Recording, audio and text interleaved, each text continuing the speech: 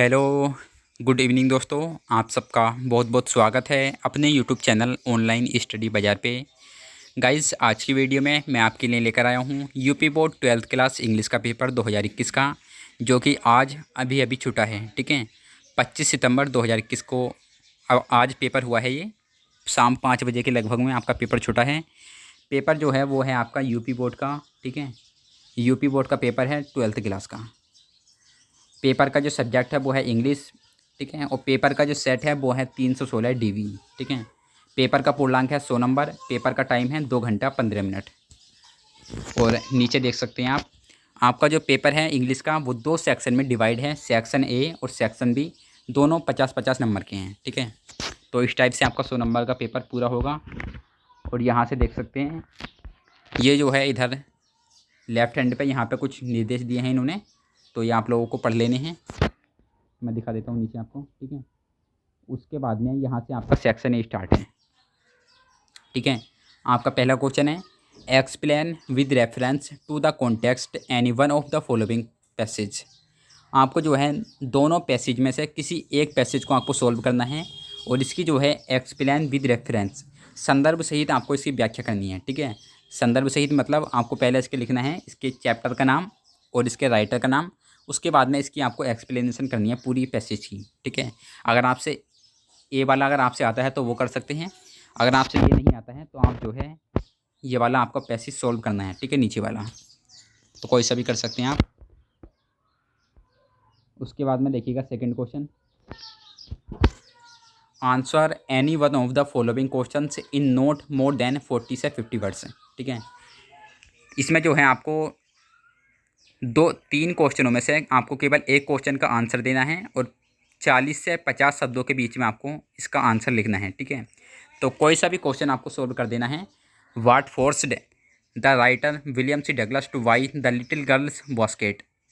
और नीचे है, when did the other AG gardener feel that he was not superior to the mosquito. और third है आपका, why did the teacher cane Pathik unmercifully. तो कोई सा भी आपको सोल्व कर देना है इसमें 40 से 50 शब्दों के बीच में। उसके बाद में देखिएगा तीसरा question, fill in the blanks in the following sentence with the most suitable words given within the brackets. ये जो है आपको यहाँ पर खाली स्थान भरने हैं। 4 आपको इन्होंने ऑप्शन दिए हैं नीचे, तो कोई सा भी आपको जो करेक्ट लगे तो वो फिल कर देना है आपको। यह है A, B, C, आपको तीनों करने हैं। ठीक है, आगे देखते हैं हम। और एक ये है आपका 4 आपके फिल इन द ब्लैंक्स हैं। ठीक है, उसके बाद में यहाँ से आपका चौथा क्वेश्चन स्टार्ट है, answer to answer any 2 of the following questions in about 40 से 50 वर्ड्स ईच। 3 क्वेश्चनों में से आपको केवल 2 सॉल्व करने हैं। यहाँ पे 40 से 50 शब्दों के बीच में आपको आंसर लिखना है। ठीक है, तो कोई सा भी आप कर सकते हैं जो आपको पसंद आए, जो आपसे आता हो। उसके बाद में यहाँ से आपका 5वां क्वेश्चन स्टार्ट है, explain with reference to the context any one of the following extracts. ठीक है, आपको यहाँ भी संदर्भ सहित व्याख्या करनी है।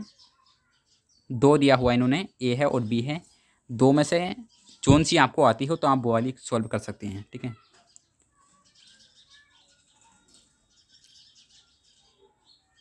उसके बाद में यहाँ से आपका छठा क्वेश्चन स्टार्ट है। ठीक है, give the central idea of any one of the following poems. यहाँ पे नीचे इन्होंने 3 पोएमों के नाम दिए हैं, character of a happy life, from the passing of other, a lament. तो तीनों पोएमों में से आपको किसी एक पोएम का सेंट्रल आइडिया लिखना है आपको। और नीचे है आपका 7वां question, write the definition of any one of the following figures of speech with 2 example.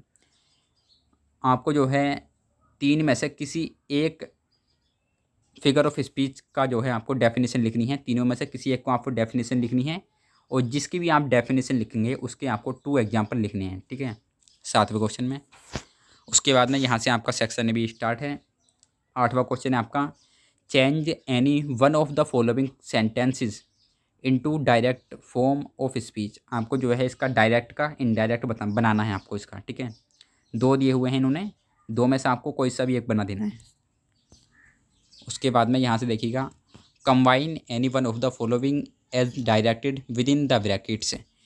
जैसा इनके सामने दिया गया है, लिखा हुआ है, तो आपको वैसा सेंटेंस के साथ करना है। ठीक है, तो इसमें जो है आपको सिंपल सेंटेंस बनाना है इसका, और इसका बनाना है आपको कॉम्प्लेक्स। और नीचे है आपका transform any one of the following sentences as directed within the brackets. इसमें भी आपको जैसा लिखा हुआ है ऐसा पढ़ना है। इसका आपको बनाना है पैसिव। ठीक है, ये लिखा हुआ है पैसिव, और इसका जो है आपको सुपरलेटिव डिग्री में चेंज करना है इसका। उसके बाद में देखिएगा correct any two of the following sentences. इनमें चार आपको इन्होंने नीचे सेंटेंस दिए हैं, चार में से आपको दो सेंटेंस आपको करेक्ट करने हैं इसमें।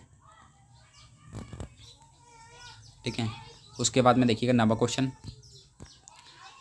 Use any three of the following idioms phrases in your own sentences so as to bring out their meaning clearly. ठीक है, आपको यहाँ पे यूज करना है इन्हें। ठीक है, आइडियम फ्रेजेस को अपने सेंटेंस में, तो कर सकती हैं आप।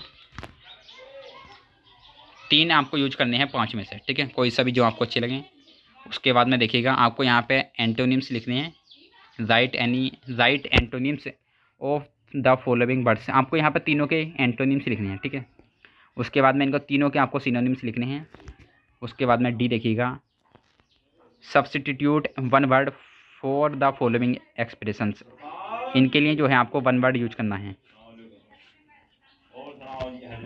उसके बाद में देखिएगा use the following words in sentences of your own so as to bring out the difference in their meanings clearly. यहाँ पे जो है इन वर्ड को आपको अपने वाक्यों में यूज करना है। उसके बाद में 10वां क्वेश्चन देखिएगा, यहाँ पे आपको इसकी हिंदी ट्रांसलेट करनी है। ठीक है, उसके बाद में देखिएगा part second, give the substance of the following poems in your own words in about 80 words. तो यहाँ पे आपको इसका लिखना है पार्ट सेकंड में। ठीक है, तो आप जो हाँ पेपर देख सकते हैं यहाँ पे, read the following passage carefully and answer the question given below it.